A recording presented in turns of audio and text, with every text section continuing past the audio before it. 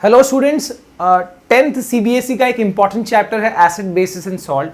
ठीक है, इसका एक मेजर पार्ट है एसिड्स एंड बेसिस। इसका मैं आपको एक डिटेल्ड इंट्रोडक्शन देने वाला हूं जो कि एक डिफरेंस के फॉर्म में होगा, और आपका समझो 40% ऑफ द चैप्टर जो है वो इस डिफरेंस में आपका कवर हो जाएगा। Okay, so starting with the major difference या फिर जो डिस्टिंग्विशिंग कैरेक्टर होता है एसिड और बेस का, जो केमिकली जिसको हम एसिड और बेस कहते हैं, वो हम देखते हैं।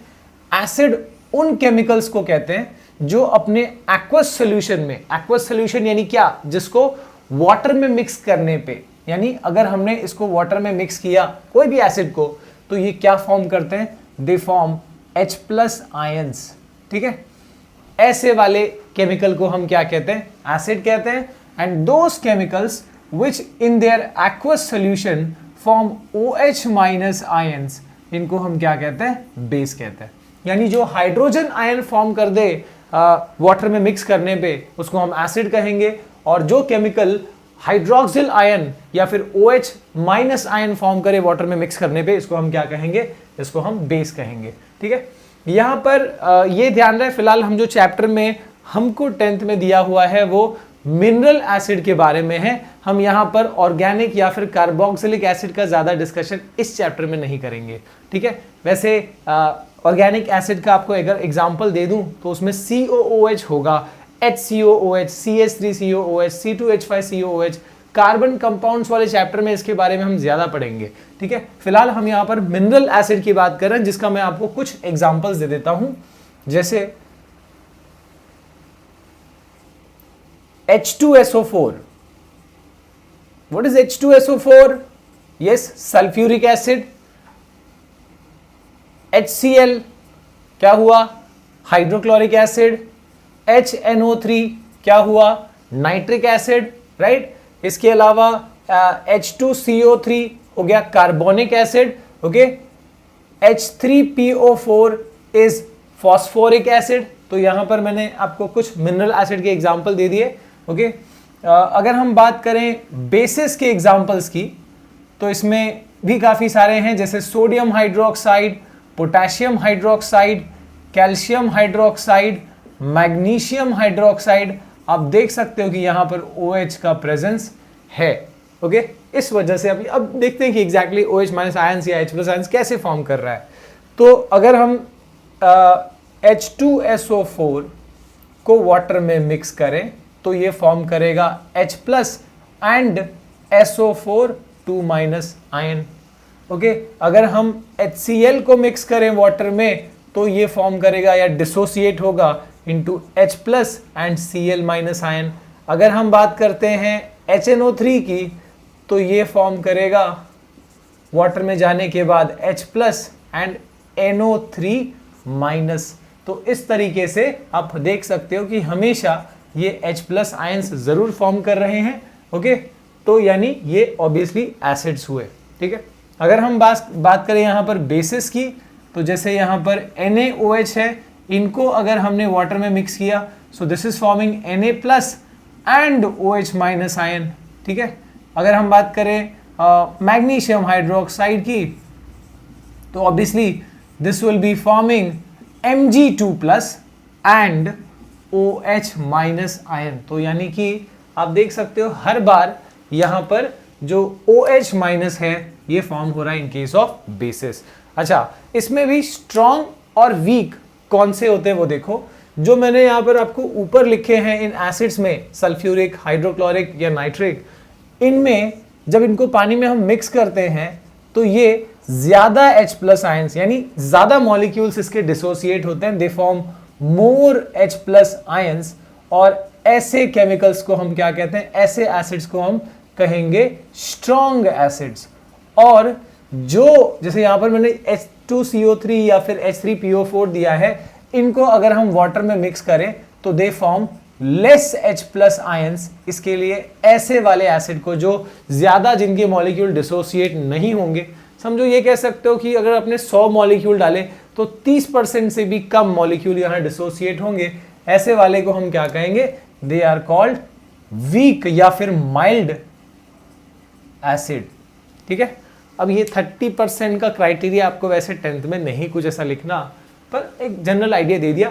वैसे यहाँ पर NaOH और KOH जो मैंने ऊपर लिखा हुआ है, इनमें भी वही चीज़ है कि अगर ये वाटर में मिक्स होते हैं तो they form more OH minus, इनमें भी डिसोसिएशन ज़्यादा मॉलिक्यूल्स का होता है, इसके लिए इनको आप स्ट्रॉन्ग बेस कह सकते हो। और जो जैसे यहाँ पर नीचे जो एग्जाम्पल दिए हैं, इनको वाटर में मिक्स करने पे they form less OH minus ion, इसके लिए इनको वीक बेस या फिर माइल्ड बेस कहा जा सकता है। वैसे आपको एक और इंफॉर्मेशन दे दूं इस बारे में कि जरूरी नहीं कि हमेशा H+ आयन फॉर्म हो इन केस ऑफ एसिड। ये वाटर के साथ H+ आयन वाटर के साथ ऐड होके, मिक्स होके, अटैच होके ये H3O+ भी फॉर्म कर सकते हैं। तो या तो H+ का प्रेजेंस या तो H3O, इसको हाइड्रोनियम आयन कहते हैं, तो इसका प्रेजेंस भी एसिड का इंडिकेशन देता है। ओके, और एक छोटी सी इंफॉर्मेशन अगर यहां पर दें तो अगर आप सिर्फ एक सपोज नॉर्मली अगर हमने वाटर लिया है तो वाटर के अंदर भी, मतलब हमने कोई एसिड कोई बेस कुछ नहीं मिक्स किया, फिर भी इसके अंदर कुछ मॉलिक्यूल्स डिसोसिएट होंगे। यानी कि अगर हम H2O की बात करें तो H2O भी स्प्लिट हो सकता है H+ एंड OH- आयन के फॉर्म में। यानी प्योर वाटर में भी H+ और OH- आयंस के मतलब प्रेजेंट होंगे। ओके, पर इसमें क्या होता है कि सपोज अगर मान लो कि जो भी हमने सैंपल लिया, अगर समझो 10 ग्राम पानी है जितना भी लिया हुआ है, इसमें मान लो 100 मॉलिक्यूल्स स्प्लिट हुए हैं, तो 100 मॉलिक्यूल्स का मतलब ये हुआ कि 100 H+ आयंस होंगे और 100 OH- आयंस होंगे। और क्योंकि यहाँ पर H+ और OH का बैलेंस है, इक्वल है, इसके लिए हम इसको फिलहाल तो न्यूट्रल ही कहेंगे। ओके, दोनों का आयंस का बैलेंस है।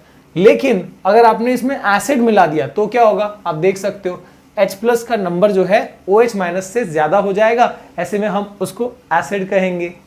ओके, और जब बेस मिलाया जाएगा, एसिड नहीं बेस मिलाया जाएगा, तो उसमें किसका नंबर फिर एक्सीड हो जाएगा, OH- का। इन दैट केस आप उसको बेसिक सोल्यूशन कहने लगोगे। ओके, तो यानी प्योर वाटर में भी H+ OH- है, पर वो इक्वल है, बैलेंस्ड है। But when you add acid और बेस तो उसके हिसाब से H+ या फिर OH- का जो नंबर है रिस्पेक्टिवली वो बढ़ जाता है। ओके, तो अगर हम इसके बाद कुछ और डिफरेंस की बात करें तो आपको फिजिकल डिफरेंस एसिड के बारे में ये पता होना चाहिए कि इनका टेस्ट कैसा होता है। इनका टेस्ट होता है सॉर, यानी खट्टे होते हैं भाई। तो यानी इसका मतलब नहीं कि कॉन्सेंट्रेटेड H2SO4 जो है पी लेना, टेस्ट करना है। ओके, बेसिक कोई भी एसिड जैसे कि सिट्रिक एसिड हो गया, टार्टारिक एसिड हो गया, ऑर्गेनिक एसिड की बात कर लो तो ये सब कैसे हैं, खट्टे होते हैं टेस्ट में। ओके, नींबू का टेस्ट या फिर इमली का टेस्ट, ये सब एसिड की वजह से ही वो खट्टे हैं। ओके, विनेगर, ओके, उसमें कौन सा एसिटिक एसिड है। ओके, अगर हम बात करें बेसिस की तो बेसिस का टेस्ट कैसा होता है, दे आर बिटर, यानी कड़वे टेस्ट के होते हैं। इसके कॉमन एग्जांपल्स क्या हैं भाई, जैसे स्लेकेड लाइम, जो पान वाले के पास चूना होता है, दैट इज ऑल्सो बेस। या फिर सोप जो होता है साबुन का सोल्यूशन कोई भी, so that will be a base. Okay, तो यानी अगर किसी ने टेस्ट ना किया हो तो कोई दिक्कत नहीं, पर ये जो है बिटर होते, कड़वे। आपको एक और कॉमन एग्जांपल दे सकता हूं, baking soda is a basic salt, तो उसका भी टेस्ट जो है वो बिटर होता है। ओके, कर सकते हो टेस्ट। ओके, फिलहाल इन दोनों का टेस्ट के बारे में आइडिया लग गया। एग्जैक्टली किसको एसिड और बेस कहते हैं ये पता चल गया। स्ट्रॉन्ग और वीक एसिड किसको बोलते हैं ये पता चल गया। अच्छा, अगर प्योर फॉर्म में हम कोई एसिड या बेस ले रहे हैं तो उसको कॉन्सेंट्रेटेड कहेंगे, पर जैसे उसको हम कुछ अमाउंट ऑफ वाटर में, डिफाइंड अमाउंट ऑफ वाटर में मिक्स करेंगे तो हम असल में क्या कर रहे हैं, उसको डाइल्यूट कर रहे हैं। ओके, तो that process is called dilution. और डाइल्यूशन में कभी भी जो डिफाइंड अमाउंट ऑफ वाटर है और एसिड या बेस जो भी है उसको आप मिक्स कर रहे हो, तो ऐसा नहीं कि एसिड को ऐसे पानी में पोर कर देना है। ठीक है, इसमें तरीका क्या होता है कि पानी को एसिड में नहीं पोर करना है, आपको एसिड को लेके और धीरे धीरे वाटर में मिक्स करना है और यहां पर उसको स्टेयर करते रहना है, ताकि अगर आप पानी को सीधे एसिड में डालोगे तो वो कॉन्सेंट्रेटेड फॉर्म में वो बहुत स्प्लैश उसका उड़ेगा, जो कि एक्सीडेंटल हो सकता है। इसके लिए जब डाइल्यूशन करना है तो एसिड या बेस जो भी है, जिसका भी डाइल्यूट करना है आपको, उस एसिड या बेस को क्या करना है, वाटर में मिक्स करना है, ना कि वाटर को एसिड या बेस में डालना है। ओके, और मिक्स करते हुए उसको स्टेयर मतलब डालते हुए उसको स्टेयर भी करना है। ओके, स्लोली वो डाइल्यूशन का प्रोसेस होगा। इसके बाद हम यहाँ पर कुछ इंडिकेटर टेस्ट की बात कर लेते हैं। इंडिकेटर्स क्या होते हैं, आपने थोड़ा बहुत पढ़ा होगा इसके बारे में। Indicators are those chemicals which help to detect nature of other chemicals। अब नेचर क्या होता है, ओके जैसे मान लो हमको कोई भी एक केमिकल दिया है और ये पूछा है कि इसका नेचर क्या है, तो केमिस्ट्री में नेचर का मतलब ये होता है कि वो एसिड है कि बेस है, या एसिडिक है कि बेसिक है, या न्यूट्रल है। ठीक है, ये सारी चीजें उसका नेचर बताती हैं। ओके, तो यहां पर इंडिकेटर्स क्या होते हैं, इंडिकेटर्स वो केमिकल्स होते हैं जो हमको, अगर हमने वो इंडिकेटर किसी दूसरे केमिकल में ऐड किया तो इससे हमको पता लग सकता है कि जिसमें हमने इंडिकेटर को ऐड किया है वो केमिकल एसिड है कि बेस है कि न्यूट्रल है। ये चीजें हमको वहां पर पता चल सकती है। Okay, so indicators are those chemicals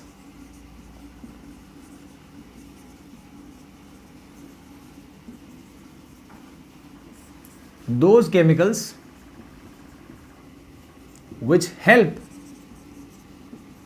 to detect nature of other chemicals। ठीक है, दूसरे केमिकल्स का नेचर बताने में हमको हेल्प करता है। अब इसमें काफी सारे एग्जांपल्स हैं, जैसे लिटमस है, जैसे टर्मरिक है। ठीक है, इसके अलावा फिनोल्फथलीन है। ठीक है, इसके अलावा मिथाइल ऑरेंज है। ठीक है, और भी एग्जांपल्स हैं। फिलहाल हम इनका टेस्ट चेक कर लेते हैं कि भाई ये चीजें कैसे बताती हैं एसिड या बेस का प्रेजेंस। जैसे अब मैं सबसे पहले बात करता हूं लिटमस की, तो लिटमस का जो टेस्ट है, दो टाइप के लिटमस होते हैं, आपको पता होगा, ब्लू और रेड लिटमस। तो अगर हमको एसिड को का प्रेजेंस चेक करना है, हमको कौन सा लिटमस लेना होगा, ब्लू लिटमस लेना होगा। तो जो ब्लू लिटमस होता है, अगर आप उसको, उस पेपर को एसिड या बेस में, एसिड में अगर आप ऐड करो तो वो टर्न हो जाएगा रेड कलर में। ओके, अगर आप बात करते हो बेस की डिटेक्शन की, तो वहां पर कौन सा लिटमस लेना होगा, बेस के लिए आपको रेड लिटमस लेना होगा। और जो कि आपने अगर उस लिटमस पेपर को अगर बेस में ऐड किया, किसी भी बेस में, तो वो रेड लिटमस बन जाएगा ब्लू। अब याद रखना आसान है, B for base, B for bitter, B for blue. ठीक है, यानी लिटमस में इसमें ब्लू बन जाता है।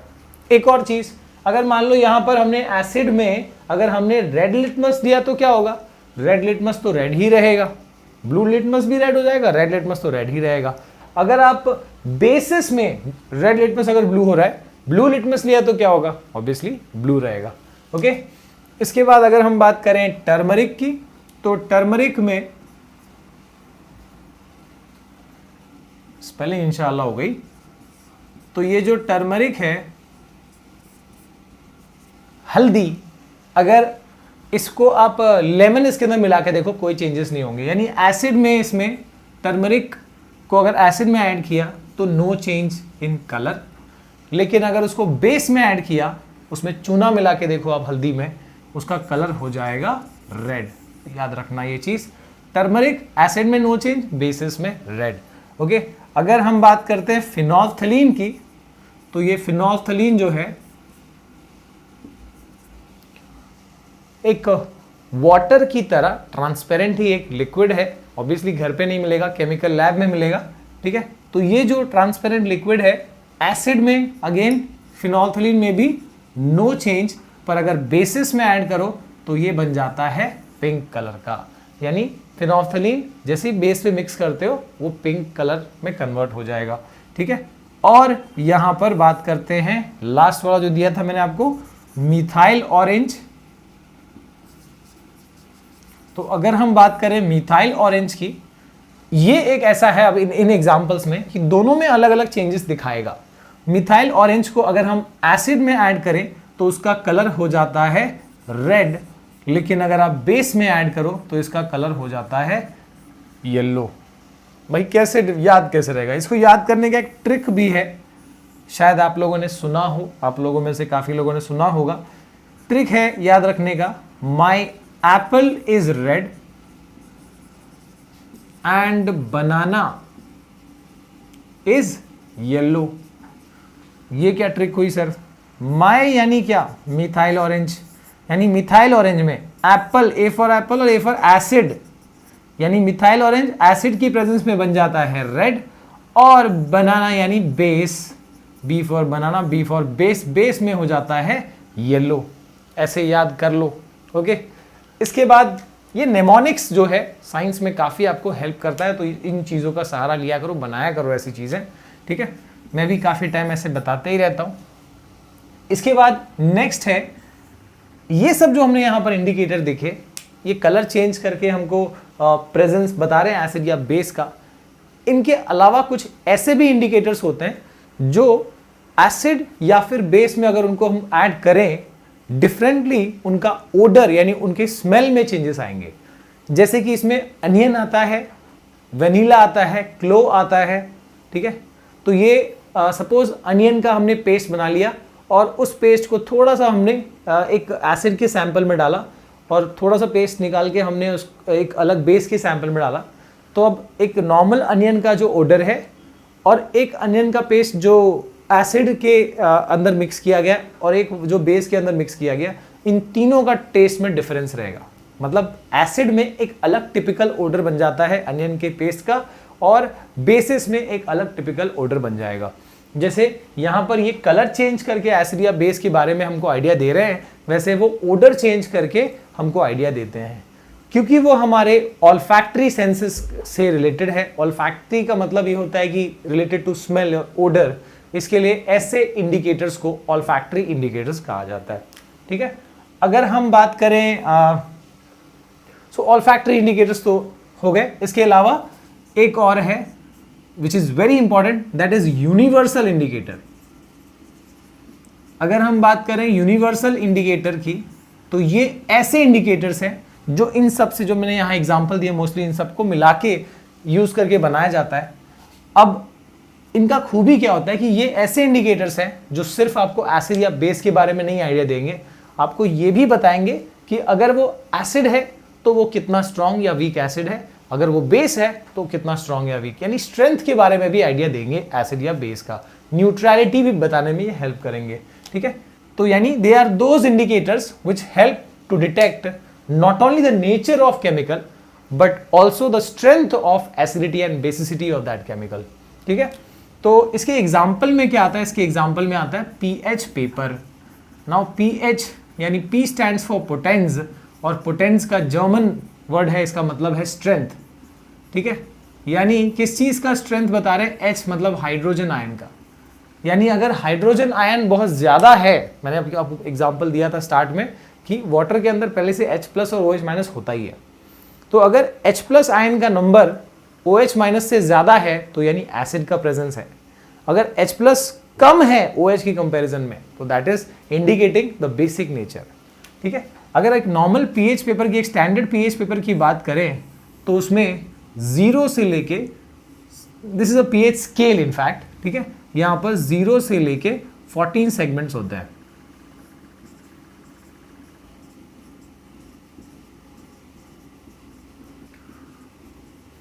एंड 14, ठीक है। तो यहां पर ऐसे 14 सेगमेंट्स होंगे, और इन सेगमेंट्स का मतलब क्या होगा आपको मैं बता देता हूं,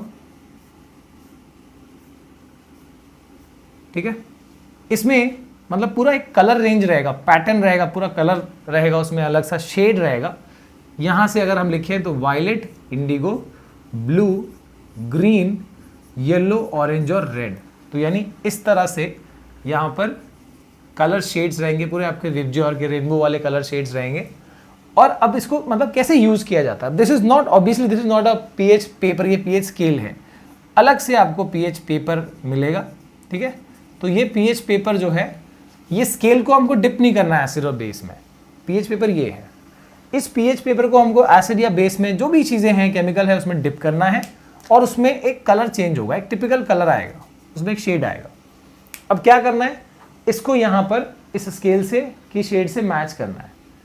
सपोज इसका शेड आके यहाँ पर 4 पे रुक रहा है, सपोज कि यानी इसका जो कलर चेंज है, जो हमको इसका कलर मिला है वो 4 के कलर से काफ़ी मैच कर रहा है। ओके, उसका शेड वहाँ पे एकदम मैच कर रहा है। तो इसका मतलब क्या होगा, देखो 7 यहाँ पे अगर कलर मैच कर रहा है तो उसका मतलब है न्यूट्रल, एब्सोल्युटली न्यूट्रल, ना एसिडिक ना बेसिक। अगर 7 से आगे बढ़ रहा है तो इसका मतलब क्या बढ़ता जा रहा है, बेसिक नेचर, यानी सबसे स्ट्रॉन्ग बेस आपको 14 पे, 7 से 8 होगा तो वीकेस्ट बेस, 9 ऐसे करते करते बेसिक नेचर बढ़ रहा है। स्ट्रॉन्गेस्ट जो है मैच कहाँ पे करेगा, 14 पे। और अगर हम जितना लेफ्ट में जाएंगे उतना कौन सा नेचर बढ़ता जाएगा, एसिडिक। तो यानी अगर इसका जो कलर है वो 4th की शेड से मैच किया, मतलब कि obviously that chemical was an acid, पर वो स्ट्रॉन्ग था कि वीक, यस ऑब्वियसली 4 पे है, यानी कि it is not that strong, it is a weak acid आप कह सकते हो। ठीक है, तो यानी पीएच स्केल जो है वो सिर्फ हमको नेचर बताने में हेल्प नहीं कर रहा किसी केमिकल का, इसके अलावा वो उस केमिकल का स्ट्रेंथ भी बता रही, मतलब उसका एसिड या बेसिक स्ट्रेंथ क्या है वो चीज़ भी बताने में हमको हेल्प कर रहा है। ओके, तो यहाँ पर मैंने आपको एक बेसिक आइडिया दे दिया एसिड या बेस के बारे में। सॉल्ट्स, तो सॉल्ट्स यहाँ पर कैसे, मतलब वैसे बहुत सारे तरीके हैं जिससे कि सॉल्ट्स को हम प्रिपेयर कर सकते हैं, पर एक जनरल वाला जो हमने इस चैप्टर में सीखा है that is the neutralization reaction, जिसमें हमने क्या सीखा कि अगर हम एसिड को, if I react acid with base, तो हम क्या ऑब्टेन कर सकते हैं, वहां पर सॉल्ट प्लस वाटर हमको वहां पे मिल सकता है, राइट। तो अगर अब यहां पर ये जो सॉल्ट है इसका नेचर क्या क्या हो सकता है, so this salt can be, ये एसिडिक भी हो सकता है, ठीक है, this salt can be basic, basic भी हो सकता है ये, और या फिर ये सॉल्ट न्यूट्रल भी हो सकता है। याद रखें सॉल्ट के नेचर जो है एसिडिक भी हो सकता है, बेसिक सॉल्ट भी हो सकता है, न्यूट्रल भी हो सकता है। अब ये किस पे डिपेंड करता है, now it is depending all on the type of acid and base reacting. देख लेना, अगर एसिडिक सॉल्ट ऑब्टेन करना है तो याद रखें कि इसमें आपको स्ट्रॉन्ग एसिड को रिएक्ट करना होगा वीक बेस के साथ, so that acidic salt plus water will be obtain. ठीक है, और अगर हम उल्टा कर रहे हैं, if I am taking strong base and weak acid, तो ऐसे में हमको बेसिक सॉल्ट मिलेगा अलोंग विथ वाटर। और अगर हमने एसिड भी स्ट्रॉन्ग लिया और बेस को भी स्ट्रॉन्ग लिया तो इसमें न्यूट्रल सॉल्ट ऑब्टेन होता है विथ वाटर। ठीक है, एग्जाम्पल देख लेते हैं। जैसे suppose strong acid is HCl reacting with a weak base like magnesium hydroxide. ठीक है, क्या फॉर्म करेगा ये, MgCl2 along with H2O। ठीक है, ये हो गया एसिडिक सॉल्ट। ऐसे ही वीक एसिड ले लो, जैसे H2CO3 carbonic acid reacting with a strong base, क्या है, जैसे सोडियम हाइड्रोक्साइड, इट फॉर्म्स, क्या फॉर्म होगा, देखो सोडियम का कार्बोनेट फॉर्म होगा Na2CO3 along with H2O। ठीक है, रिएक्शन को आप बैलेंस करोगे जो इक्वेशंस है। Okay, strong acid and strong base क्या होगा, HCl रिएक्टिंग विद NaOH, क्या फॉर्म होगा, न्यूट्रल सॉल्ट, क्या बनेगा, NaCl प्लस H2O। ऐसे आप ले सकते हो, फॉर एग्जाम्पल HCl की जगह मान लो H2SO4 ले लो और NaOH की जगह KOH ले लो, यहाँ पे क्या फॉर्म होगा, K2SO4 प्लस H2O, है ना। ये सब कौन से सॉल्ट्स हैं, न्यूट्रल सॉल्ट्स हैं। तो याद रखें जो सॉल्ट ऑब्टेन होता है, सॉल्ट का जो नेचर है एसिडिक भी होता है, बेसिक भी होता है और न्यूट्रल भी होता है। ठीक है, अगर स्ट्रॉन्ग एसिड वीक बेस तो क्या होगा, एसिडिक सॉल्ट। अगर वीक एसिड स्ट्रॉन्ग बेस तो होगा basic salt, strong base strong acid तो क्या होगा, न्यूट्रल सॉल्ट फॉर्म होगा। ओके, तो यहां पर हमको चैप्टर के अंदर स्पेसिफिक में हमको कुछ सॉल्ट्स को हमको पढ़ना है। जैसे कि हमको एक सॉल्ट जो दिया हुआ है पहला वाला NaCl, सोडियम क्लोराइड। तो ये जो सोडियम क्लोराइड है, ये तो हो गया इसका केमिकल नेम। इसके अलावा इसका जो कमर्शियल नेम क्या है, कमर्शियल नेम है इसका कॉमन सॉल्ट, है ना, या फिर टेबल सॉल्ट भी कहते हैं इसको। तो ये सोडियम क्लोराइड एक्चुअली अब हमको मतलब बहुत कह सकते हो कि आसानी से हमको सोर्स ओशन से या फिर रॉक सॉल्ट से NaCl तो मिल जाता है, राइट। तो NaCl को यूज करके वैसे हम और बहुत सारे इंपॉर्टेंट केमिकल्स भी बना सकते हैं। तो वो इस चैप्टर में या इस पार्ट में आपको ज़्यादा पूछा गया है, तो उस हिसाब से हम बात करते हैं। And that is electrolysis of NaCl। NaCl में हम करंट पास करेंगे और या कहो तो NaCl सॉल्यूशन के अंदर। तो यहाँ पर will be having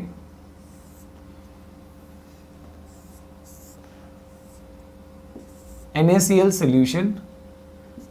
NaCl solution को क्या कहा जाता है, याद रखना, this is also called brine solution.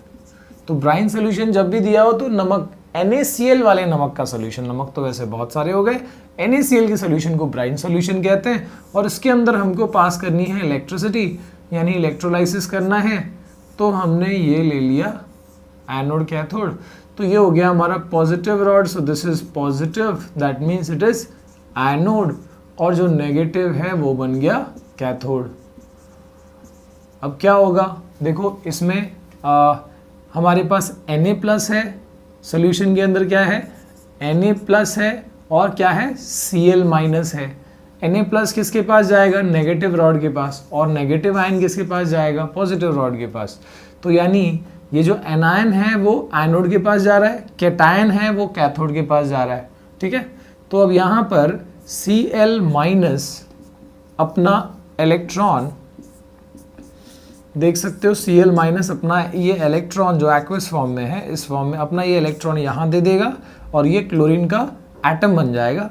It will wait for another chlorine atom, जिससे कि वो क्या बन जाएगा, फाइनली Cl2 के बबल्स यहाँ से निकलते हुए दिखाई देंगे नियर द एनोड, ठीक है। तो यहाँ पर एक इंपॉर्टेंट केमिकल बना क्लोरीन।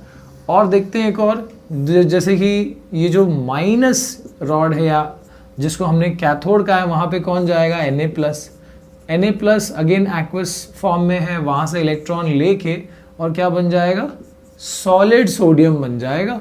और ये सॉलिड सोडियम वाटर के साथ रिएक्ट करके और फाइनली सोडियम हाइड्रोक्साइड, है ना, प्लस हाइड्रोजन गैस प्रोड्यूस करेगा। देखो 3 इंपॉर्टेंट केमिकल्स यहाँ प्रोड्यूस हो गए।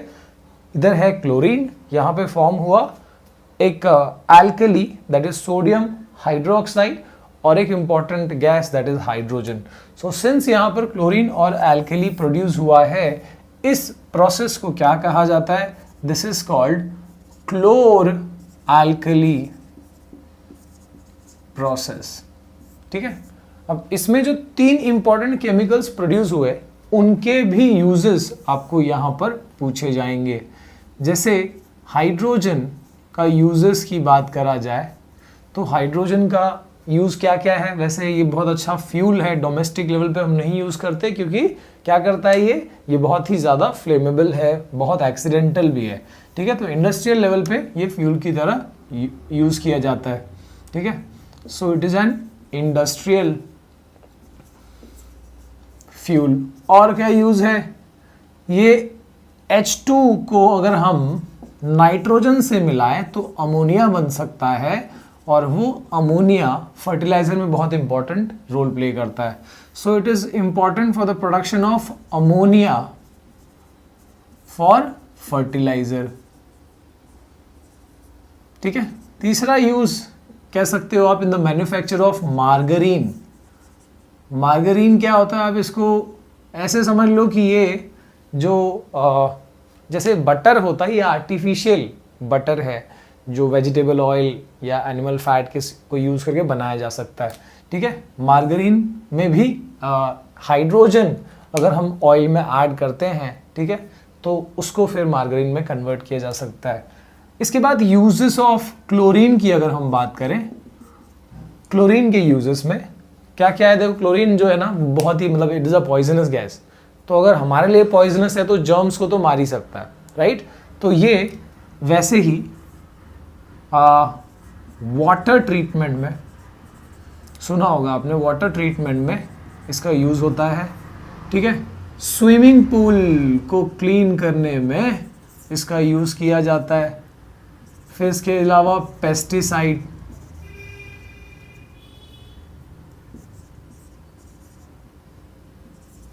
ठीक है।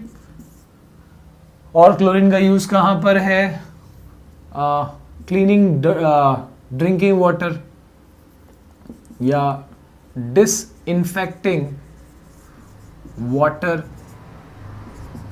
CFC क्लोरोफ्लोरोकार्बन में भी क्लोरीन का यूज है। इसके अलावा PVC पॉलीविनाइल क्लोराइड जो प्लास्टिक का वैरायटी है उसमें भी क्लोरीन जो है वो उसका एक इंपॉर्टेंट रोल है। तो ये हो गया यूजेस ऑफ क्लोरीन। इसके बाद अगर हम बात करें क्लोरीन हो गया सोडियम हाइड्रोक्साइड की, NaOH। तो ये जो सोडियम हाइड्रोक्साइड है इसके यूजेस में इसको हम मेटल्स का ग्रीस को क्लीन करने के लिए, ग्रीस को निकालने के लिए यूज कर सकते हैं। सो दिस इज इसका एक इंपॉर्टेंट यूज हो गया डीग्रीसिंग मेटल्स, ठीक है। इसके अलावा इसका यूज आर्टिफिशियल फाइबर बनाने के काम में भी इसको यूज किया जाता है, ठीक है। पेपर फैक्ट्री में भी इसका यूज है। इसके अलावा ये सोप और डिटर्जेंट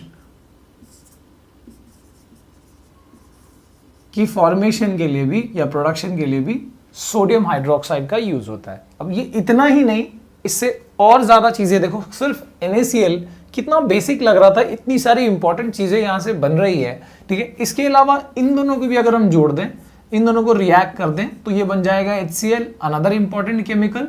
और अगर क्लोरीन और NaOH को अगर रिएक्ट कराया जाए तो इससे भी ब्लीच बनाया जा सकता है, ठीक है। Bleach are the group of chemicals, ठीक है, ऐसे केमिकल्स होते हैं जो क्लीनिंग के लिए मेनली यूज होते हैं। तो इनका भी अब यूजेस याद रख लो। HCl किस काम में आएगा, क्लीनिंग स्टील, स्टील को क्लीन करने के लिए HCl का यूज किया जाता है। इसके अलावा और इसका यूज क्या हो सकता है, अमोनियम क्लोराइड की फॉर्मेशन में NH4Cl, ठीक है, another important chemical in chemical industry, इसकी फॉर्मेशन में भी HCl यूज होता है। और मेडिसिन्स एंड कॉस्मेटिक्स में भी HCl का यूज होता है, ठीक है। इसके बाद बात करें अगर हम ब्लीच की, तो मैंने अभी बता दिया कि भाई क्लीनिंग के लिए इसका मेन यूज होता है। तो यानी for bleaching fabrics and other domestic bleaches, ठीक है। तो ऐसे में ब्लीच का यूज किया जाता है। नेक्स्ट हम इसके बाद बात कर लेते हैं अगले सॉल्ट की जो हमको यहां पर पढ़ना है, दैट इज ब्लीचिंग पाउडर, ठीक है। ब्लीचिंग पाउडर जो है, अब नॉर्मल ब्लीच से थोड़ा डिफरेंट है। ब्लीचिंग पाउडर एक स्पेसिफिक सॉल्ट हो जाएगा। अब यहां पे हम जो सेकंड पढ़ने वाले हैं, ब्लीचिंग पाउडर, फॉर्मूला है CaOCl2। तो इसका केमिकल नेम हुआ कैल्शियम ऑक्सीक्लोराइड। क्या हो जाएगा, कैल्शियम ऑक्सीक्लोराइड, ठीक है। और इसका कमर्शियल नेम है bleaching powder. So this is the formula. ये हुआ केमिकल नेम, ये हुआ कमर्शियल या फिर common name, bleaching powder, okay. अब ये बनाया कैसे जाता है, इसका प्रिपरेशन रिएक्शन देख लो। प्रिपरेशन रिएक्शन में यहां पर हमको लेना होगा स्लेकेड लाइन यानी CaOH ट्वाइस, और इसके ऊपर हमको Cl2 जो है वो गैस पास करना होता है। इससे ये बन जाएगा CaOCl2 प्लस H2O। ठीक है, तो ये जो ब्लीचिंग पाउडर है वो फॉर्म हो जाएगा। ओके, अब इसका भी यूजेस इंपॉर्टेंट है भाई। यूजेस नाम जैसे सजेस्ट कर रहा है कि भाई ब्लीचिंग पाउडर, तो ऑब्वियसली यहाँ पर ब्लीचिंग तो इसका पर्पस होगा ही। It is use for bleaching cotton and linen in textile industry. ठीक है, and for bleaching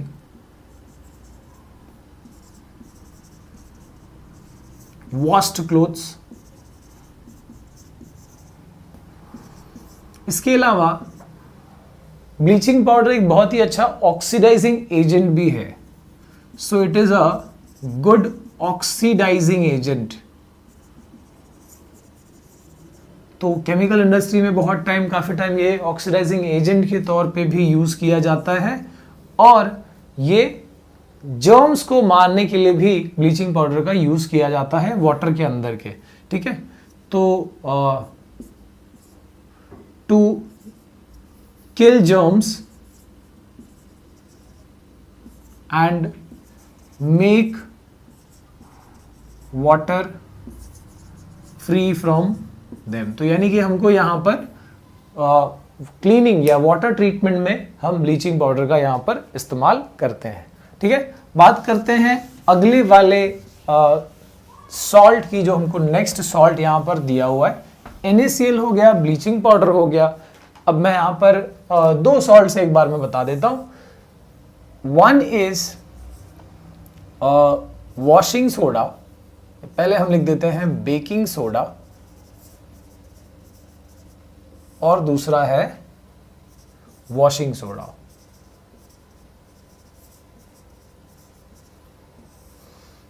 baking soda का फॉर्मूला है NaHCO3, वॉशिंग सोडा का फॉर्मूला है Na2CO3 10H2O। ठीक है, तो यहां पर इसको कहा जाएगा सोडियम बाइकार्बोनेट। इसका केमिकल नेम होगा सोडियम कार्बोनेट, और देखो 10 वाटर मॉलिक्यूल्स है, कैन बी कॉल्ड डेकाहाइड्रेट। ठीक है, अब इसमें भी जो इसका यूजेस है, अनदर इंपॉर्टेंट फॉर्म, यहां पे आपको ना इसका प्रिपरेशन भी दिया गया है, तो वो भी देख लेते हैं। जैसे NaCl और इसके अंदर हमको वाटर CO2 और NH3 यानी अमोनिया।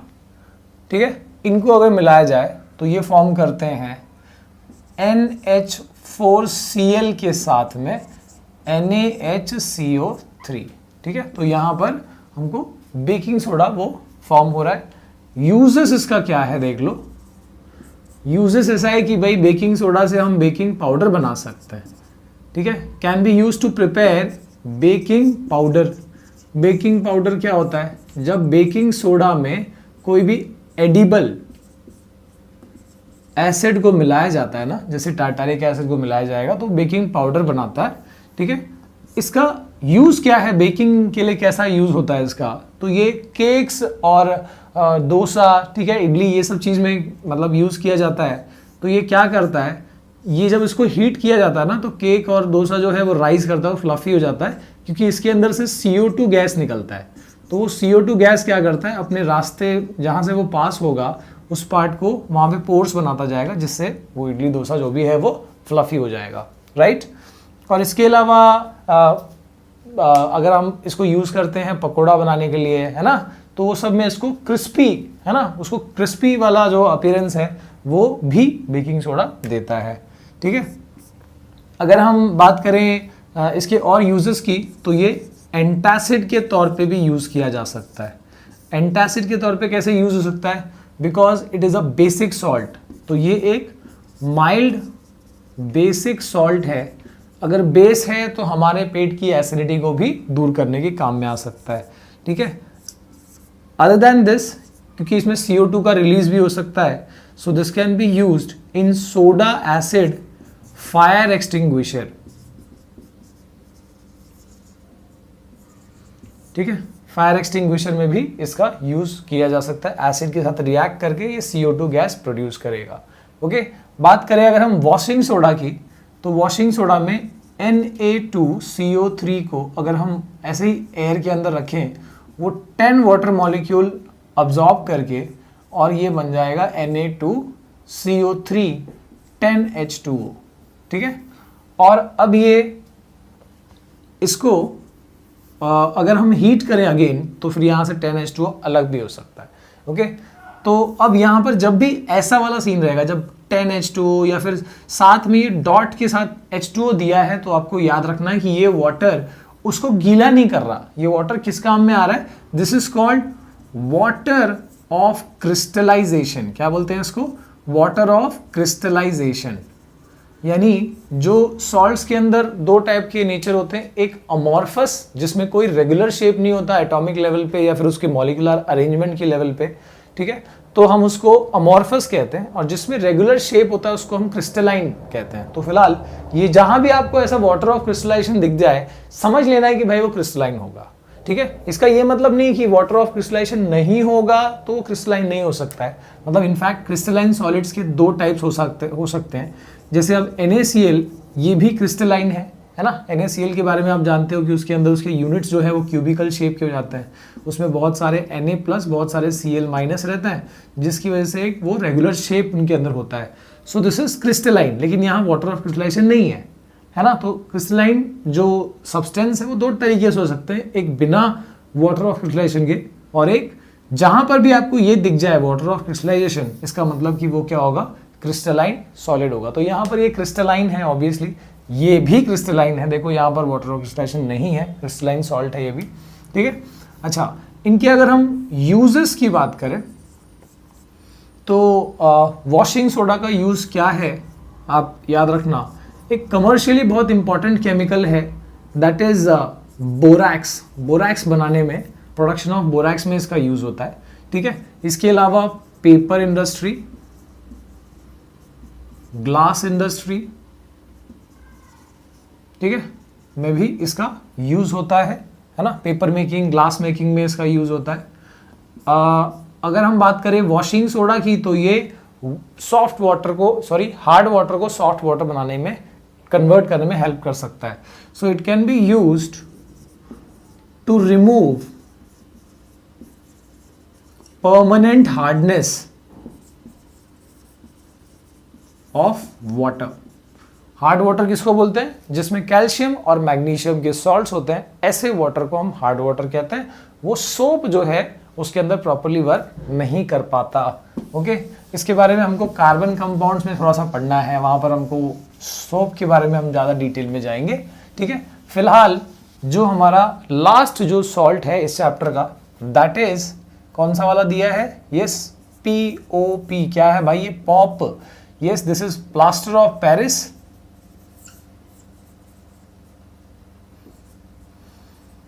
फॉर्मूला क्या है? CaSO4 half H2O। CaSO4 half H2O। तो अब ये कैसे प्रिपेयर होता है भाई? इसका भी प्रिपरेशन रिएक्शन देख लो। हमको लेना है जिप्सम। जिप्सम का फॉर्मूला है CaSO4 10H2O, और जिप्सम को हम जब हीट करते हैं 100 डिग्री सेल्सियस पे, तो ये फॉर्म करता है CaSO4 हाफ H2O। ठीक है, कैल्शियम सल्फेट हेमीहाइड्रेट कहते हैं इसको, इसका केमिकल नेम होगा। ठीक है, along with release of 1.5 H2O। अभी वाटर आधा कैसे हो सकता है? तो एक्चुअली क्या होता है ना, हाफ H2O बोलने के लिए असल में इसको ऐसे यहाँ पर 2 दिखाया जाता है। ठीक है, तो 2 दिखाने का मतलब क्या होगा कि 2 CaSO4 के मॉलिक्यूल्स हैं जो एक्चुअली एक H2O को शेयर कर रहे हैं। इसके लिए एक के हिस्से में हाफ आ गया, इस हिसाब से हम यहाँ पर हाफ H2O लिखते हैं। ऐसा नहीं कि वाटर को यहाँ पर 2 पार्ट में काटा गया है। इसके यूजेस के बारे में बात करें तो आपको पता ही होगा भाई, POP कहाँ यूज होता है। आजकल फॉल्स सीलिंग बनाने के काम में पीओपी का यूज किया जाता है ना। इसके अलावा स्टैचूज बनाने के काम में, है ना, गणपति का स्टैचू, जो भी स्टैचूज है वो बनाने में हम पीओपी का यूज करते हैं, ठीक है। और कहाँ पर, वैसे वो पोल्यूशन भी करता है, ये बात को याद रखें। और सबसे इंपॉर्टेंटली हम जो फ्रैक्चर हो जाएगा तो बोन्स को सेट करने के लिए भी प्लास्टर ऑफ पेरिस का यूज करते हैं। ओके, इसका हम रिवीजन करने वाले हैं। सबसे पहले एसिड्स और बेसिस के बारे में देख लेते हैं। एसिड्स और बेसिस का टेस्ट कैसा होता है? Acids are sour to taste, bases are bitter to taste. Okay, काफी ऐसे एडिबल एसिड्स है जिसको आप टेस्ट करके, सिट्रिक एसिड हो गया, लेमन एंड ऑल, आपको पता होगा सॉर टू टेस्ट है। बेसिस आर बिटर, ठीक है। बेसिस में क्या आते हैं एग्जांपल में बता देता हूं आपको। बिटर टेस्ट अगर आपको उस चीज को करना है तो कर सकते हो, जैसे कि सोप आ गया इसके अंदर, ठीक है। इसके अलावा जो बेकिंग सोडा होता है, again that is a base. Okay, इसके अलावा जो चूना होता है, ठीक है, जो लाइम, ठीक है, जो पान वाले यूज करते हैं, ठीक है, that is a base. Okay, इसके अलावा लिटमस टेस्ट के बारे में बात करें अगर, तो एसिड्स जो है पता होगा कि they turn blue litmus to red and bases turn red litmus to blue.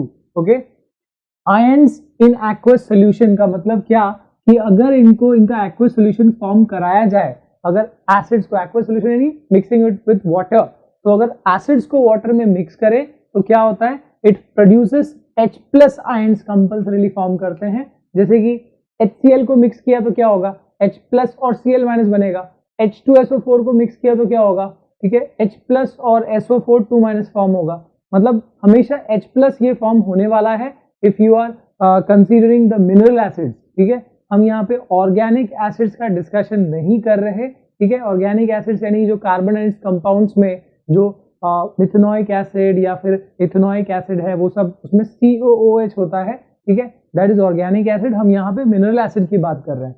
Okay, तो यानी कि एसिड्स जो है, ठीक है, they will form H plus ions in their aqueous solution, whereas bases will form what, OH minus ions in their aqueous solution।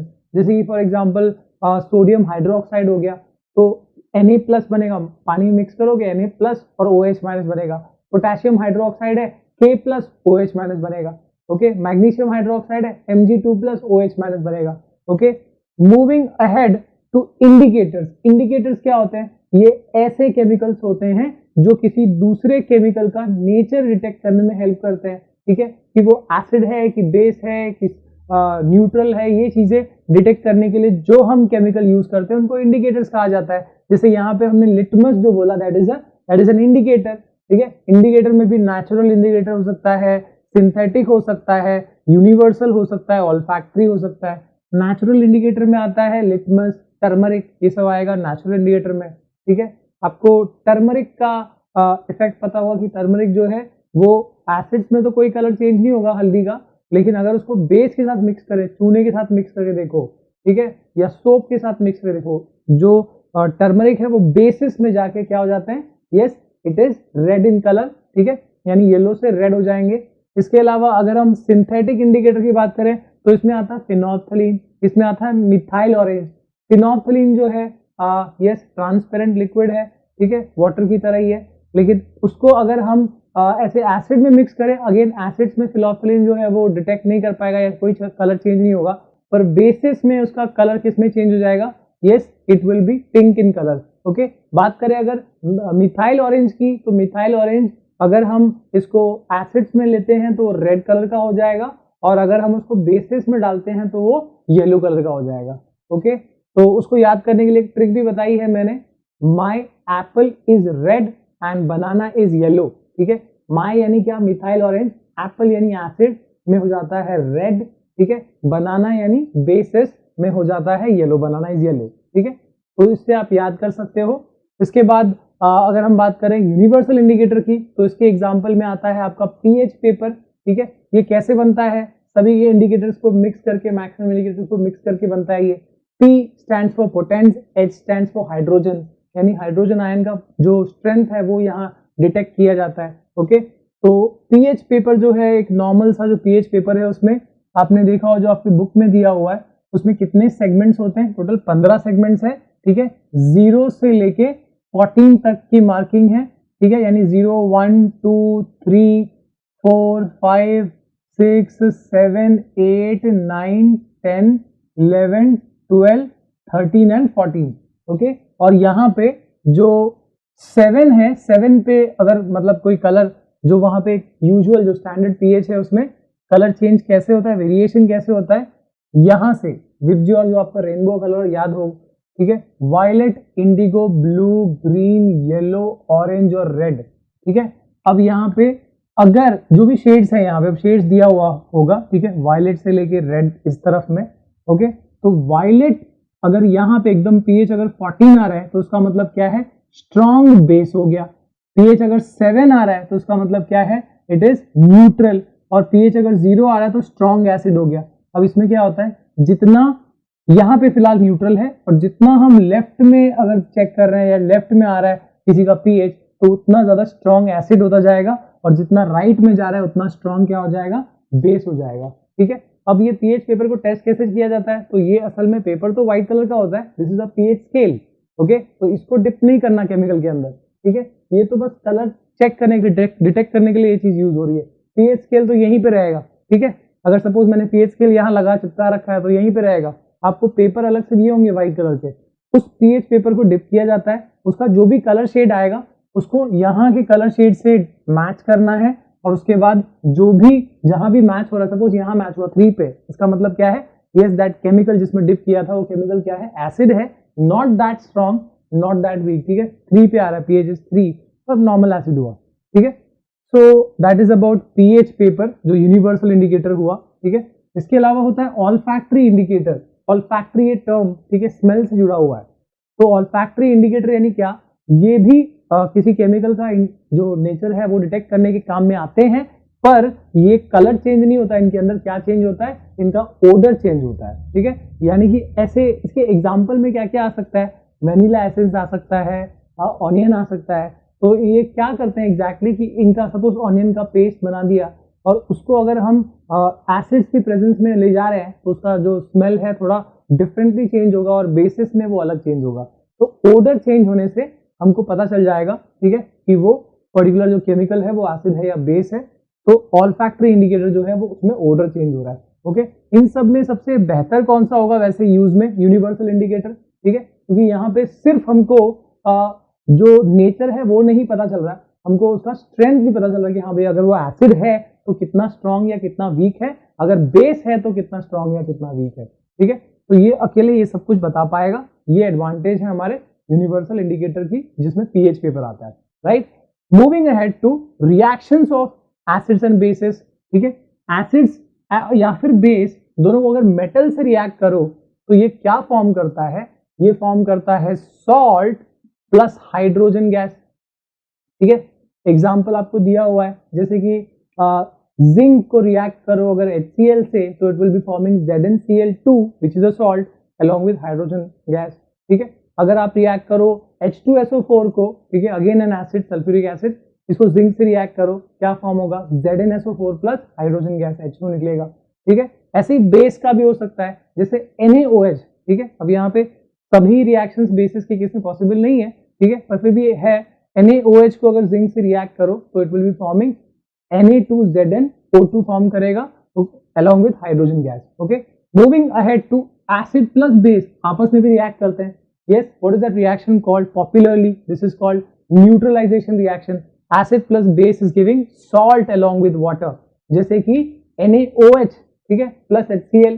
ठीक है, HCl NaOH acid base हो गया। ठीक है, क्या फॉर्म कर रहा है, NaCl प्लस H2O। ठीक है, सॉल्ट प्लस वाटर। ऐसे रिएक्शन क्या कहते हैं, न्यूट्रलाइजेशन रिएक्शन, वेरी इंपॉर्टेंट। ठीक है, moving ahead to acid plus metal oxide. Acid plus metal oxide, अब याद रखो मैक्सिमम मेटल के जो कंपाउंड्स होते हैं ज्यादातर they are basic in nature. Okay, तो ये बेसिक नेचर के हुए, तो यानी एसिड को बेस से रिएक्ट करो एक तरीके से, क्या फॉर्म कर रहा है यहाँ पे, सॉल्ट प्लस वाटर ही होगा, जो हमने अभी देखा एसिड प्लस बेस न्यूट्रलाइजेशन होता है, सॉल्ट वाटर फॉर्म होगा, यहाँ भी सॉल्ट प्लस वाटर फॉर्म होगा। ओके, एग्जाम्पल जैसे कि मान लो HCl प्लस मेटल ऑक्साइड में Na2O ले लो। ओके, तो it will be forming NaCl plus H2O। Okay, इसके बाद आगे बढ़ते हैं एसिड प्लस मेटल कार्बोनेट या मेटल हाइड्रोजन कार्बोनेट। ठीक है, जैसे सोडियम कार्बोनेट ले लो Na2CO3 या फिर सोडियम बाइकार्बोनेट NaHCO3, इसको अगर हम एसिड से रिएक्ट करें तो ये क्या फॉर्म करेगा, it will be forming, again मैंने बताया कि मेटल के जो कंपाउंड से ज्यादा बेसिक होते हैं, तो ये भी बेसिक है अगर नेचर में, तो एसिड और बेस क्या फॉर्म करेगा, obviously salt plus water along with, यहाँ पे कार्बोनेट एक्स्ट्रा है, इसके लिए यहाँ पे एक्स्ट्रा क्या फॉर्म होगा, कार्बन डाइऑक्साइड फॉर्म होगा। ओके, ये याद रहे।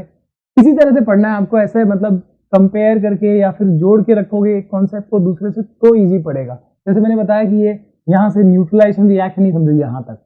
ओके, इसके बाद है base plus non metal oxide. अब यहाँ पे याद रखो, जैसे मेटल के ज्यादातर कंपाउंड्स कैसे होते हैं, दे आर बेसिक, वैसे नॉन मेटल से ज्यादातर कंपाउंड्स कैसे होते हैं, एसिडिक होते हैं। तो this is nothing but base plus acid. जैसे यहाँ पे एसिड प्लस मेटल ऑक्साइड जो है, एसिड प्लस बेस था, सॉल्ट वाटर फॉर्म कर रहा है, वैसे ही बेस प्लस एसिड हो गया, अगेन यहाँ पे क्या फॉर्म होगा, सॉल्ट प्लस वाटर। ठीक है, तो यहाँ पे केमिकल प्रॉपर्टी या केमिकल रिएक्शन, इसको पढ़ने का कोई मतलब टफ नहीं है, यहाँ पे सिंपल है अगर आप इस तरीके से पढ़ो। ठीक है, moving ahead two types of acids and bases. अब यहाँ पे एसिड्स या तो डाइल्यूट हो सकते हैं या तो कॉन्सेंट्रेटेड। ठीक है, कॉन्सेंट्रेटेड यानी क्या, एकदम बहुत ज्यादा आयंस होंगे, मतलब प्योर फॉर्म में है। ठीक है, अगर वो कोई एसिड या बेस तो कॉन्सेंट्रेटेड कहलाएगा। डाइल्यूट यानी क्या, अगर वाटर मिक्स किया गया उसमें, ठीक है, थोड़ा सा उसका जो स्ट्रेंथ, मतलब कह सकते हो इसका जो आयंस है उसके अंदर वो कम हो जाएगा, दैट इज योर डाइल्यूट हो जाएगा। डाइल्यूट करने का प्रोसेस भी कैसा है कि आपको वाटर को एसिड में नहीं डालना है, आपको कैसे ऐड करना है, वाटर के अंदर एसिड पोर करना है, वो भी ऐसे एक साथ नहीं, थोड़ा थोड़ा पोर करके और उसको स्टेयर करना पड़ता है। ठीक है, ताकि वो एक बार में स्प्लैश आउट ना हो। ठीक है, moving ahead to strong and weak या फिर माइल्ड एसिड्स या बेसिस। ठीक है, एसिड्स या फिर बेसिस स्ट्रॉन्ग भी हो सकते हैं, माइल्ड भी हो सकते हैं। जैसे कि अगर मैं एग्जांपल एसिड का लूं तो स्ट्रॉन्ग एसिड में क्या क्या आ सकता है, HCl hydrochloric acid, sulphuric acid. ठीक है, अब इसका स्ट्रॉन्ग का मतलब हम कैसे आइडेंटिफाई कर सकते हैं इसको, या वीक को कैसे आइडेंटिफाई कर सकते हैं, जब हमने यहाँ पे देखा है कि अगर हम एसिड या बेसिस को पानी में मिक्स करें तो वो आयंस फॉर्म करता है, एसिड फॉर्म करता है H+ आयन, बेस फॉर्म करता है OH- आयन। ठीक है, अगर ये आयन जो फॉर्म हो रहे हैं, अगर ज्यादा कॉन्सेंट्रेशन इन आयंस का, तो यानी वो कौन सा एसिड हुआ या कौन सा बेस हुआ, ठीक है, दैट विल बी स्ट्रॉन्ग। जैसे फॉर एग्जांपल मैंने बोला कि HCl और H2SO4 ये स्ट्रॉन्ग एसिड्स है, यानी इनको अगर पानी में मिक्स करोगे तो ज्यादा 30% से ज्यादा यहाँ पे क्या होगा, डिसोसिएशन होगा और ज्यादा H+ आयंस आपको दिखेंगे इन दोनों के केसेस में। ठीक है, इवन नाइट्रिक एसिड HNO3 भी ज्यादा H+ आयंस फॉर्म करेगा, hence they are called strong acids. ऐसे ही बेसिस में भी सोडियम हाइड्रोक्साइड, पोटेशियम हाइड्रोक्साइड ज्यादा OH- आयन फॉर्म करेंगे जब उनको पानी में मिक्स किया जाएगा। ठीक है, ऐसे ही वीक एसिड या वीक बेसिस क्या होते हैं, ऑब्वियसली उसमें कम आयंस फॉर्म होंगे। ठीक है, अगर एसिड है तो कम H+ आयंस फॉर्म होंगे, अगर वीक बेस है तो कम OH- आयंस फॉर्म होंगे। फॉर एग्जांपल वीक एसिड में आपका कार्बोनिक एसिड आ सकता है, फास्फोरिक एसिड आ सकता है। ठीक है, H2CO3, H3PO4 ये सब कैसे हैं, वीक एसिड्स हैं, कम H+ आयंस फॉर्म करेंगे उनके एक्वस सॉल्यूशन में। जबकि वीक बेसिस में क्या क्या आ सकता है, जैसे कि मैग्नीशियम हाइड्रोक्साइड हो गया। ठीक है, इसको अगर हम पानी में मिक्स करें तो ये कम OH- आयन फॉर्म करेगा, इसके लिए ये क्या है, this is a weak base. Okay, इसके बाद आगे बढ़ते हैं, importance of pH in everyday life दिया हुआ है आपको इसके बाद। ठीक है, यानी कि हमारी लाइफ में ये acid base, acidic basic nature का एडवांटेज या इंपॉर्टेंस क्या है वो देख लेते हैं। ह्यूमन बॉडी, ठीक है, चाहे वो ह्यूमन बॉडी हो चाहे प्लांट हो, ठीक है, ये पीएच जो रेंज है एक सेंसिटिव पीएच रेंज में ही वर्क करते हैं। ठीक है, जैसे हमारा बॉडी, ठीक है, 7 to 7.8 इस नैरो पीएच रेंज में ही वर्क करता है, अगर ये पीएच बिगड़ गया तो बहुत तकलीफें हो सकती है। ठीक है, मूविंग अहेड टू हमारे जो डेंटल डीकेज या टूथ डीकेज जो होते हैं, ठीक है, वो कब होता है, सपोज हमने खाना खाया और वो फूड, ठीक है, हमारे दांतों में फंस गया है और उस फूड का जो माइक्रो ऑर्गेनिजम्स है हमारे माउथ के अंदर, वो क्या करेंगे, उसको डिकम्पोज करेंगे और वो उस डिकम्पोजिशन से वो क्या फॉर्म करेंगे, एसिड फॉर्म करेंगे, और वो एसिड जितना ज्यादा डिकम्पोजिशन होता जाएगा उतना ज्यादा एसिड फॉर्म होता जाएगा, जितना एसिड फॉर्म होगा उतना पीएच क्या होता जाएगा, घटता जाएगा। और अगर हमारे माउथ का पीएच घटते हुए अगर 5.5 से भी कम होता जा रहा है तो हमारे दांत के ऊपर जो प्रोटेक्शन, नेचुरल प्रोटेक्शन मिला हुआ है, ठीक है, दैट इज टूथ इनामल, वो वैसे तो खराब नहीं होता, लेकिन अगर ज्यादा एसिडिक मीडियम रहेगा तो वो क्या होगा, करोड होना शुरू होगा, और उसकी वजह से फिर वो अगर इनामल निकल गया which is a best protection for our teeth, और उसके बाद क्या होगा, इनामल हटने के बाद फिर वहां पे टूथ डीके जो है वो स्टार्ट हो जाएगा एग्जैक्ट। सो इस चीज को बचाने के लिए हम क्या करते हैं, जो फूड पार्टिकल जो अगर फंसे हो उसको क्लीन करके, एंड हम जो ब्रश करते हैं, ब्रश में जो हम पेस्ट यूज करते हैं that is a base, a mild base, जो क्या करता है, हम जो अगर उस तरह का एसिड फॉर्म हुआ है तो उसको वो क्या करेगा, न्यूट्रलाइज करेगा। Acid plus base will be forming salt plus water, यानी न्यूट्रलाइजेशन रिएक्शन होगा, ठीक है।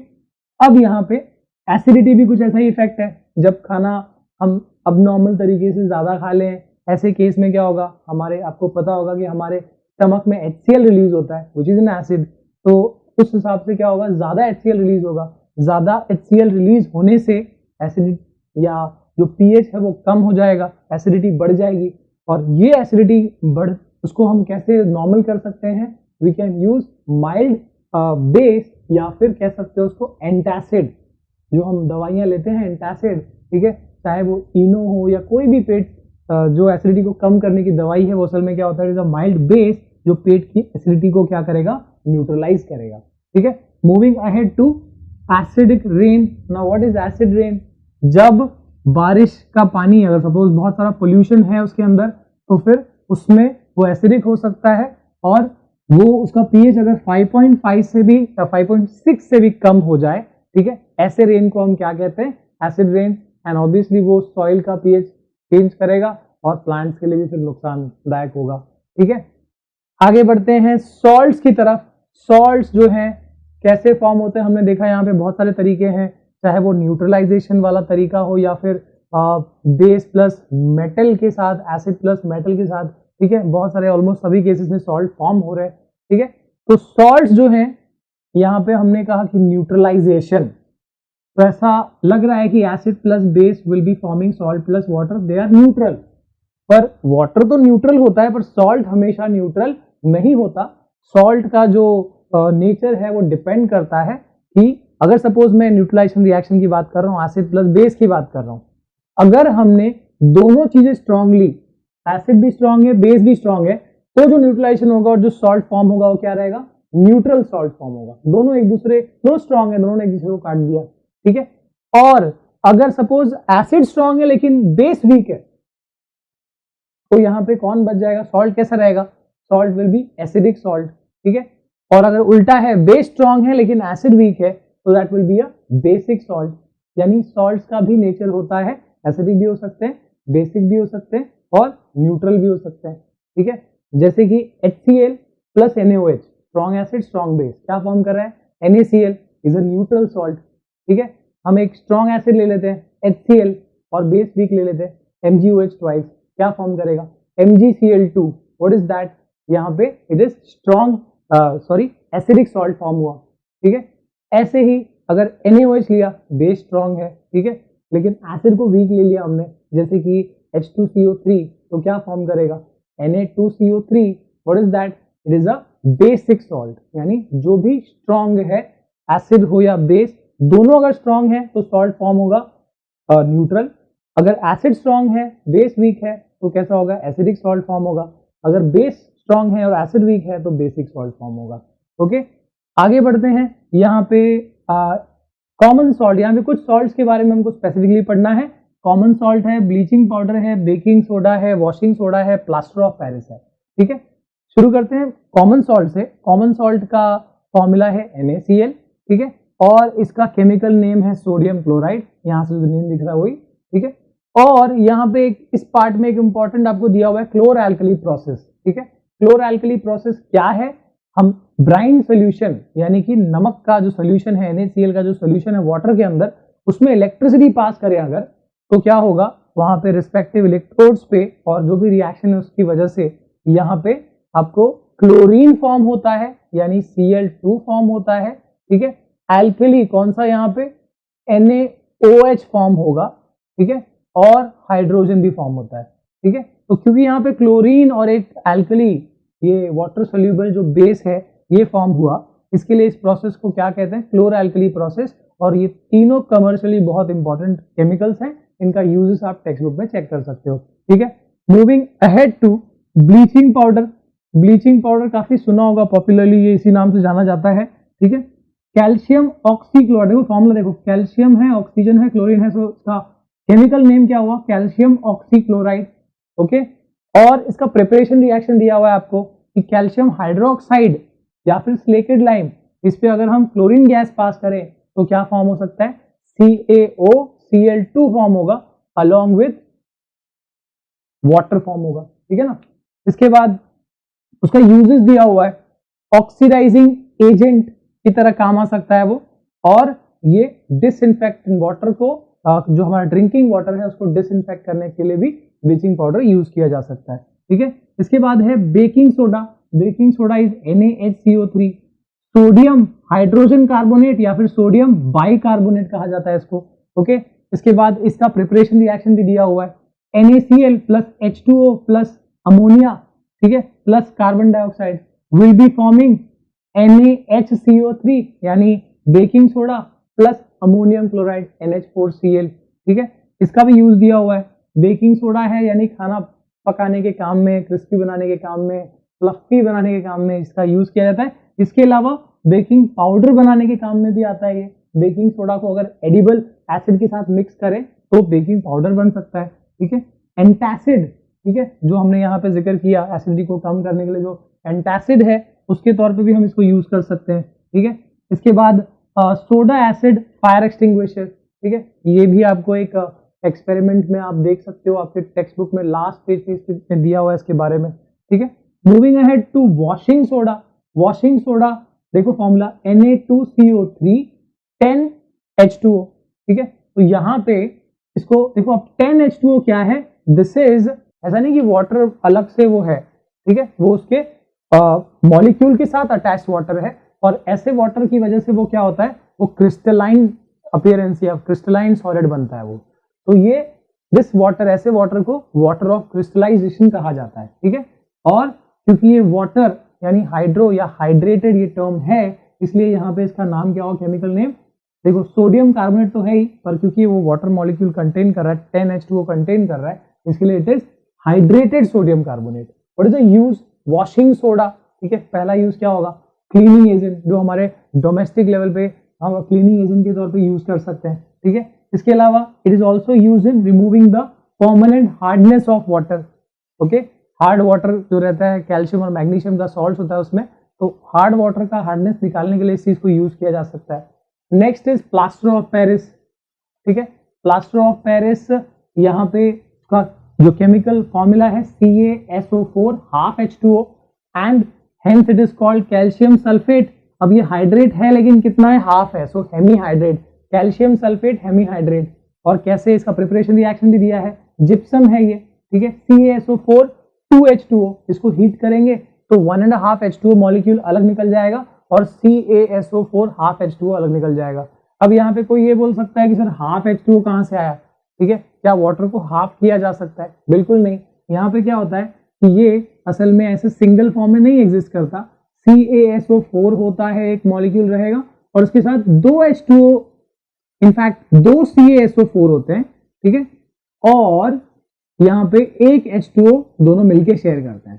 तो क्या होगा कि दिस विल बी, अगर मैं यहाँ पे 2 लिख देता हूं तो कुछ एग्जैक्टली ऐसे वो रहता है कि 2 CaSO4 के मॉलिक्यूल है और वो दोनों एक H2O को लेके हाफ हाफ शेयर करें, इसलिए हाफ H2O दिया है। ओके, इसके बाद है यहाँ पे आपको इसका जिप्सम से इसको हीट करके और प्रोड्यूस किया जा रहा है, ये बता दिया मैंने। ठीक है, नेक्स्ट इज उसका जो यूजेस है, प्लास्टर ऑफ पेरिस का यूज क्या क्या है। तो पहला तो आपको पता ही होगा, प्लास्टर बनाने के काम में आता है, यानी कि सपोर्टिंग फ्रैक्चर्ड बोन्स। ठीक है, एंड नेक्स्ट है making toys, statues and ceilings, fall ceiling जो होती है वो बनाने के काम में आती है। ओके, तो मेजरली जो इसमें इंपॉर्टेंट पार्ट्स थे वो हमने कवर कर लिए। नेक्स्ट वीडियो में हम डिस्कस करेंगे about the third chapter, that is metals and non metals.